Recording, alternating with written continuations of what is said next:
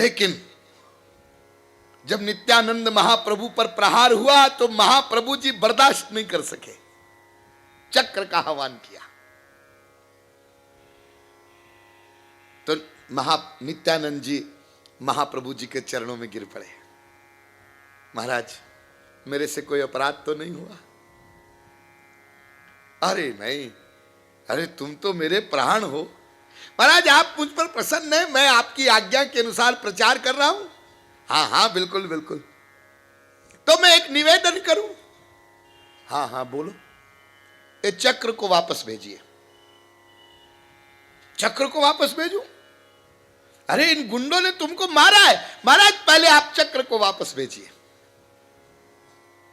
ये क्या इनको काटेंगे मारेंगे? ना ना। और यदि आप मुझ पर प्रसन्न हैं तो आपसे यही प्रार्थना है कि आप ये जघाई मधाई इनकी बुद्धि को शुद्ध कर दीजिए, इन पर कृपा कर दीजिए। महाप्रभु जी को उनका उद्धार करना पड़ा। आज भी नवद्वीप में आप जाइए, जघाई मधाई की समाधि बनी हुई है। तो सोचिए कि महापुरुषों पर जो प्रहार करते हैं उनके प्रति उनकी यह भावना होती है कि इनका कल्याण हो जाए, फिर वो श्राप कैसे दे सकते हैं? और आपको जो ये मिलते हैं ना राक्षसी प्रवृत्ति वाले बाबा लोग, ए बेटा मेरा ये काम कर दे। क्या काम महाराज? मुझे बद्रिकाश्रम जाना है, टिकट मंगवा दे। महाराज वो तो ठीक है, लेकिन अभी मेरे पास पैसा नहीं है। पैसा नहीं है? अरे कहीं से इंतजाम कर और देख मेरा ये काम कर दे, वरना वरना वरना तुम्हारा अनिष्ट हो जाएगा।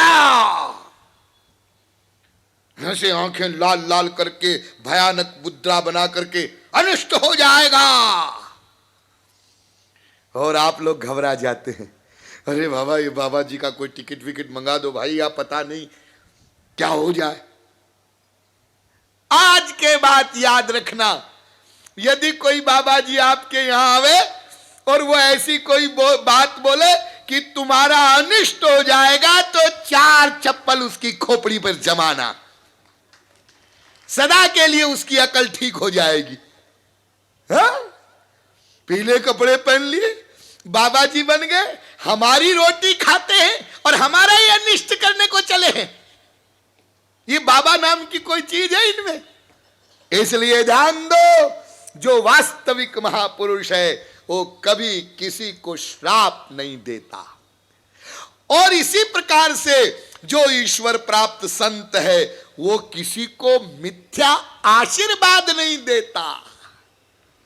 हम लोगों को आशीर्वाद की बीमारी है, जहां किसी महात्मा के पास गए, महाराज आशीर्वाद दे दो, आशीर्वाद दे दो। खास तौर से माताओं बहनों में छोटे बच्चों को लेके जाती हैं, स्वामी जी आशीर्वाद दे दीजिए हमारे पप्पू को। क्या आशीर्वाद दे दे? बड़ा शैतान है, शैतान है। और तुम क्या हो? उसके माँ बाप। शैतान के माँ बाप क्या हुए? अरे नटखट कह दो, चंचल कह दो, शैतान बोलते हो। आशीर्वाद से क्या होगा? नहीं मतलब ठीक हो जाए। और कई माताएं बहनें तो यहां तक करती हैं, पकड़ के हाथ जबरदस्ती धरवा लेती है, धरो।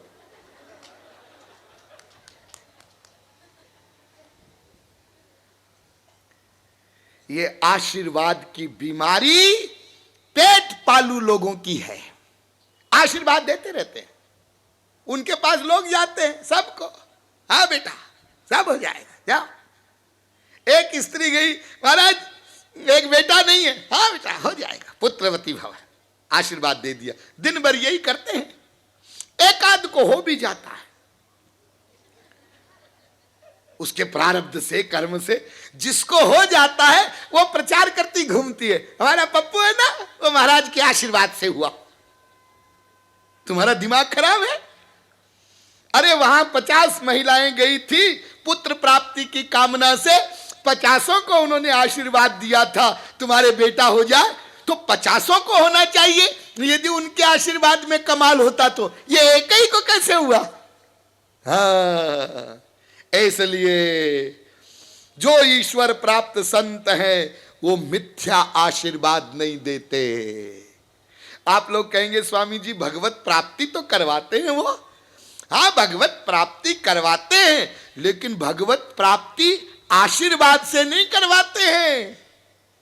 आशीर्वाद से भगवत प्राप्ति नहीं होती है, साधना से भगवत प्राप्ति करवाते हैं। यदि ध्यान दीजिए, यदि केवल आशीर्वाद मात्र से कोई महापुरुष किसी जीव को भगवत प्राप्ति करवा सकता होता तो ये संसार ही नहीं रहता। क्यों? एक महापुरुष खड़ा हो जाता इंडिया में और सबको आशीर्वाद दे देता, जाओ बच्चों सब लोग माया मुक्त हो जाओ, भगवान के धाम चले जाओ, और सब चले जाते। अरे आशीर्वाद से बात बन सकती होती तो फिर उनको क्यों इतना कष्ट उठाना पड़ता? यदि कहो कि देखिए आशीर्वाद दिया रामकृष्ण परमहंस ने स्वामी विवेकानंद को, उनके सिर पर हाथ रखा और उनको निर्विकल्प समाधि का अनुभव हो गया, तो आप भूल जाते हैं अरे रामकृष्ण परमहंस ने विवेकानंद के सिर पर ही हाथ कैसे रखा? और भी तो हजारों लोग उनके पास गए थे, उनके सिर पर उन्होंने हाथ रखा नहीं, और रखा भी हो तो उनको निर्विकल्प समाधि का अनुभव नहीं हुआ। और विवेकानंद भी उनके पास गए तो पहली बार में हाथ नहीं रख दिया। जरा ठीक से पढ़ो, विवेकानंद कौन थे, वो कितने बड़े योग भ्रष्ट थे, फिर उन्होंने क्या साधना की, जब अधिकारी बन गया तब सिर पर हाथ रखा, तब अनुभव हुआ। तो महापुरुष लोग ध्यान दीजिए, ईश्वर प्राप्ति जो करवाते हैं वो केवल आशीर्वाद मात्र से नहीं करवाते हैं, साधना करवाते हैं। फिर साधना के बाद जो वो अधिकारी बन जाता है तब उसको ईश्वर प्राप्ति करवाते हैं। नंबर 3, तीसरी सावधानी, ईश्वर प्राप्त संत चमत्कार नहीं दिखाते। पता नहीं किस बेवकूफ ने एक वाक्य चलाया है, आप लोग भी समय समय पर बोला करते हैं, चमत्कार को नमस्कार है, चमत्कार को नमस्कार है। इस वाक्य से बहुत बड़ी हानि हो रही है लोगों की। चमत्कार को नमस्कार का मतलब क्या? मतलब ये स्वामी जी बाबा जी कोई जादूगिरी दिखावे, जादूगिरी कोई चमत्कार दिखावे तब हम माने कि ये सिद्ध महापुरुष है। अच्छा, तुम चमत्कार देखना चाहते हो? हाँ हाँ, क्या चमत्कार देखना चाहते हो? माया से परे वाला या माया के एरिया वाला?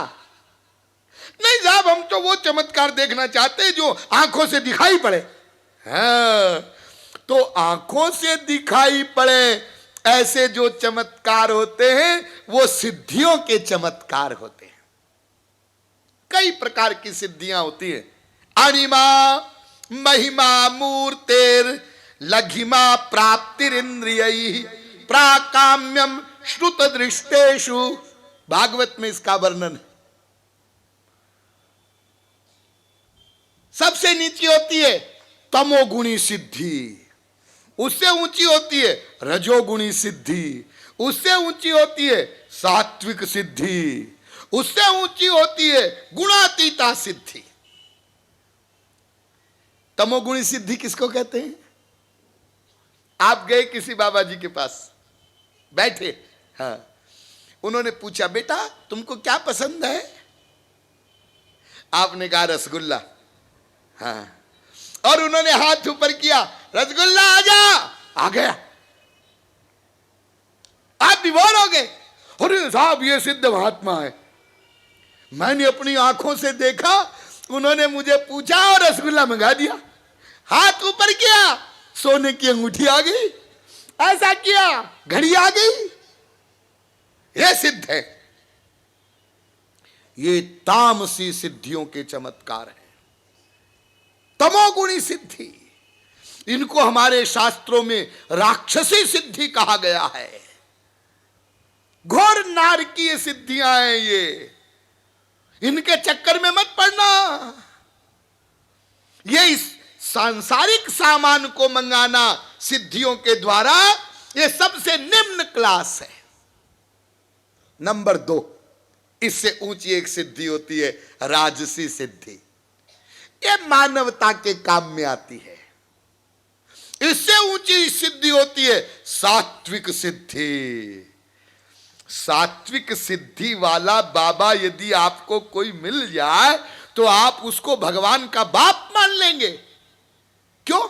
सात्विक सिद्धि में क्या होता है? आकाश में उड़ने लगे, पानी में चलने लगे, इतना भारी हो जाए कि 1000 आदमी भी मिलकर नहीं उठा सके, इतना हल्का हो जाए कि फूंक मार दो तो उड़ जाए, आपके भीतर घुस करके आपके संकल्प को जान ले, कई शरीर धारण कर ले।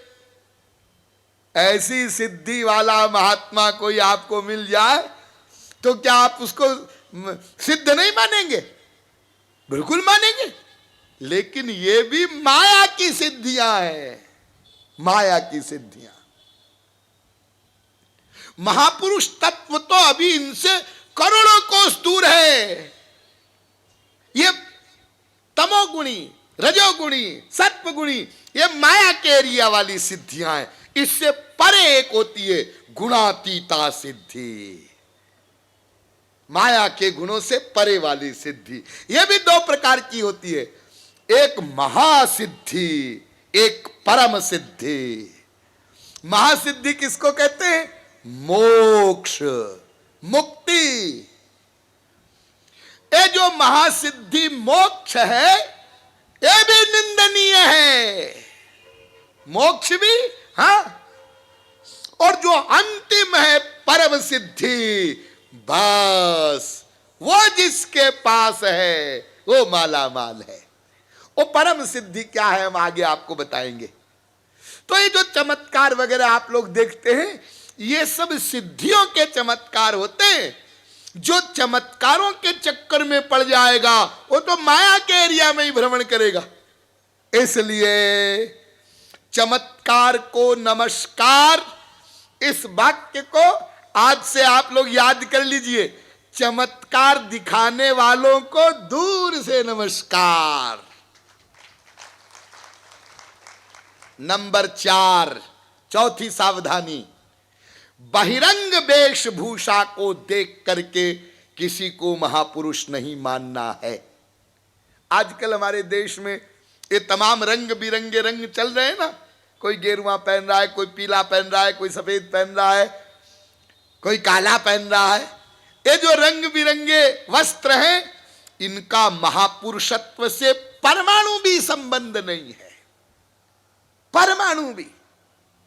हो सकता है पैंट कोट में आपको कोई महापुरुष मिल जाए, हो सकता है पीले कपड़ों में कोई घोर काल नेमी हो, कोई पाखंडी हो। ये तो जो रंग बिरंगे वस्त्र चल रहे हैं, एक परंपरा से, जैसे कोई महापुरुष हुआ, हाँ, और उसको मौज आई कि हम पीला कपड़ा पहनेंगे, हाँ, अब उसके जो फॉलोवर हुए उन्होंने भी पीला पहनना शुरू कर दिया। कोई महापुरुष हुआ, उसके मन में आया चलो सफेद पहनेंगे, हाँ, उनके फॉलोवर लोगों ने सफेद पहनना शुरू कर दिया। ऐसे ये कई प्रकार की ड्रेसें चल पड़ी हैं, लेकिन इनका महापुरुषत्व से कोई भी मतलब नहीं है। तो बहिरंग वेशभूषा, बहिरंग कोई भी चीज या बहिरंग कार्य या बहिरंग आचरण, इनको देख करके महापुरुष का निर्णय नहीं हो सकता। ठीक। नंबर 5, अभी मैं सावधानी बता रहा हूं आपको।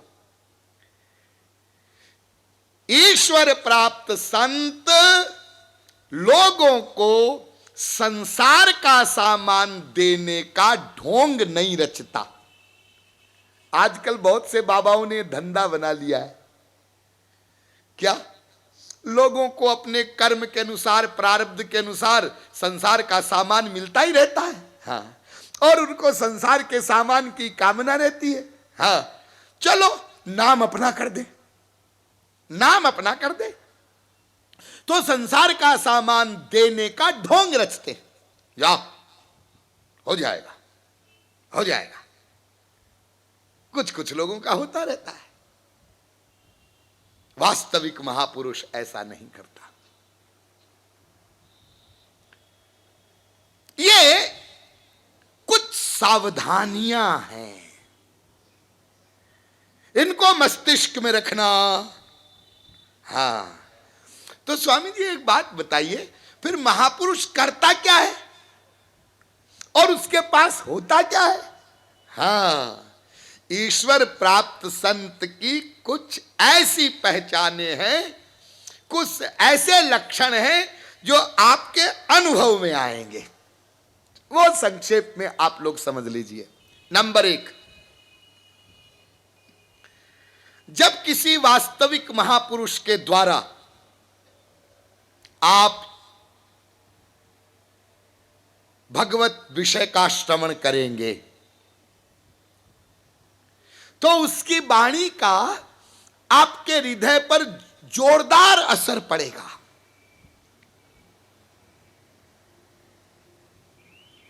उसकी वाणी आपके हृदय को टच करेगी।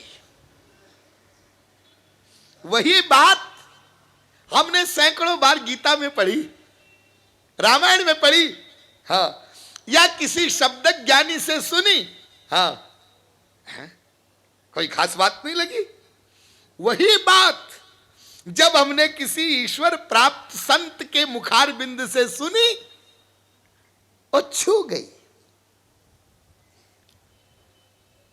आपके हृदय को स्पर्श करेगी। क्यों करेगी?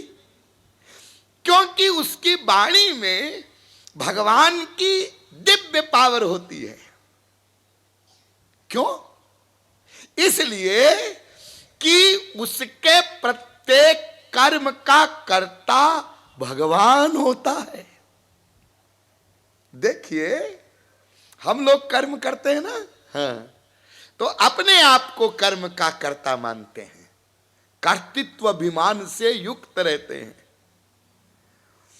और जब कोई जीव पूर्णतया भगवान के शरणागत हो जाता है ना, तो क्या रिएक्शन होता है?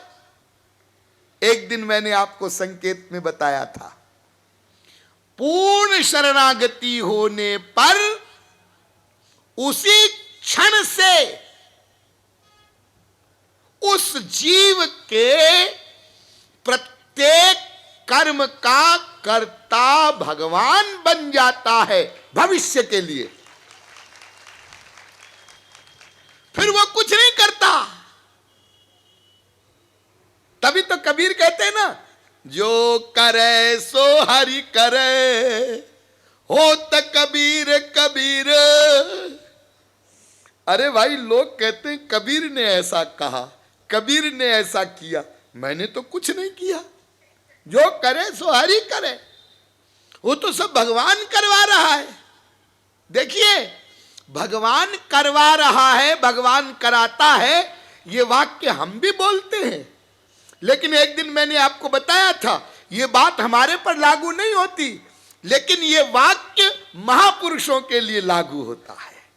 क्योंकि वास्तव में महात्मा की परिभाषा ही यह है, जिसके एक एक क्षण के कर्म का गवर्नर, कर्ता, संचालक भगवान बन जाता है, उसी को महात्मा कहते हैं। तो कुछ नहीं करता, अकर्ता। अकर्ता बना तभी तो कृपा हुई ना। हाँ, अच्छा, और मोटी अकल से समझिए आप लोग। देखिए, हम लोग कर्म करते हैं, हाँ, किस कारण से? अभी कुछ पाना शेष है, अभी आनंद मिला नहीं, इसीलिए कर्म करते हैं। हाँ, कर्म करते हैं। लेकिन जिसको अनंत आनंद मिल गया, अब किसके लिए कर्म करेगा? एम क्या है? यस्त्वात्मरतिरेव दात्म तृप्तश्च मानव आत्मन्येव च संतुष्टस् तस्य कार्यम न विद्यते। गीता। वो तो पाना पा चुका, करना कर चुका, कृत कृत्य हो गया। जैसे आप लोग खाली घड़ा मटका होता है ना, उसको तालाब में, नदी में, टंकी में डुबोते हैं। हाँ, तो खाली रहता है, जब उसमें पानी भरता है तो आवाज करता है भक भक की, है ना, भक भक भक भक भक भक। वो आवाज धीरे होती जाती है और फिर क्या होता है, जब घड़ा भर जाता है तो चुप हो जाता है। पहले आवाज करता है, जब भर गया घड़ा चुप। क्यों? क्योंकि अब रिक्तता नहीं है। ऐसे ही जब तक ईश्वरीय आनंद किसी को नहीं मिलता, तब तक वो आनंद के लिए कर्म करता है। लेकिन जब मिल गया आनंद, अब कोई एम नहीं रहा, अब कर्म क्यों करे? तो जब वो अकर्ता बन गया, ध्यान दीजिए, अकर्ता बन गया तो अब उसका कर्ता प्रतिक्षण का भगवान बन गया। अब भी महापुरुष कर्म करता है। ध्यान दीजिए, पहले आनंद को पाने के लिए कर्म किया, हाँ कर रहा था, हाँ, लेकिन जब आनंद मिल गया और भगवान करता हो गया, हाँ अब भी कर्म करता है, हाँ अब भी कर्म करता है। तो अब कर्म क्यों करता है? जब कोई एम नहीं, लक्ष्य नहीं, तो कर्म करता क्यों है? इसको भी समझ लीजिए। देखिए, आप लोगों के घरों में मक्खन होता है, मक्खन दही से निकालते हैं, हाँ, और जब मक्खन का घी बनाते हैं, उसको कढ़ाई में डाल करके और नीचे से आंच लगाते हैं, और जब मक्खन पकने लगता है तो मक्खन आवाज करता है, पट पट पट पट पट। उसके विकार जलते हैं ना, वो छाछ पानी वो जलता है तो पट पट की आवाज, चट चट की आवाज करता है, हाँ हाँ, और वो आवाज धीरे धीरे कम होती जाती, पट पट पट पट पट पट पट पट। घी बन गया, हाँ बन गया, अब नहीं बोलेगा। मक्खन था तो बोल रहा था, जब घी बन गया अब नहीं बोलेगा। एक माता जी प्रवचन सुन रही थी, जब स्वामी जी प्रवचन देकर जाने लगे तो उन्होंने रोक लिया। स्वामी जी, रोज तो आप प्रवचन सही बोलते थे, आज गलत बोले, एक बात गलत बोले। क्या गलत बोले माता जी? कल हमारे घर पर आना, हम बताएंगे। स्वामी जी पहुंच गए, बताओ तो माता जी ने अपने घर में मक्खन तैयार कर रखा था, कढ़ाई में डाला, गैस जलाई, अब मक्खन जब तपने लगा तो आवाज करने लगा, पट पट पट पट। स्वामी जी मुस्कुराए कि देखो, हमने यही तो बताया था प्रवचन में कि मक्खन बोलता है। हाँ ठहरो, जब घी बन गया वो तो चुप हो गया। तो स्वामी जी ने फिर कहा कि देखो, अब ये घी बन गया, चुप हो गया। माता जी ने कहा ठहरो, और अपने आटे की एक उन्होंने रोटी बनाया और रोटी को उबलते हुए घी में डाला तो घी छन्न छन्न छन्न छन्न बोलने लगा। माता जी ने कहा क्यों, कल क्या बोल रहे थे आप प्रवचन में कि मक्खन बोलता है, घी नहीं बोलता, लेकिन देखो घी बोल रहा है।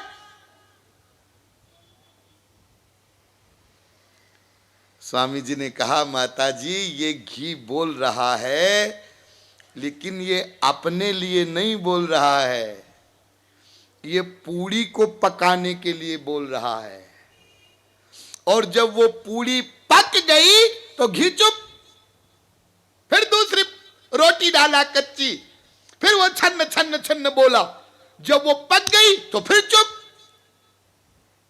ठीक इसी प्रकार से ये महापुरुष लोग भगवत प्राप्ति के बाद भी कर्म करते हैं, लेकिन अपने को पकाने के लिए नहीं करते हैं, ये फिर दूसरों के लिए करते हैं, क्योंकि अपना काम तो हो गया।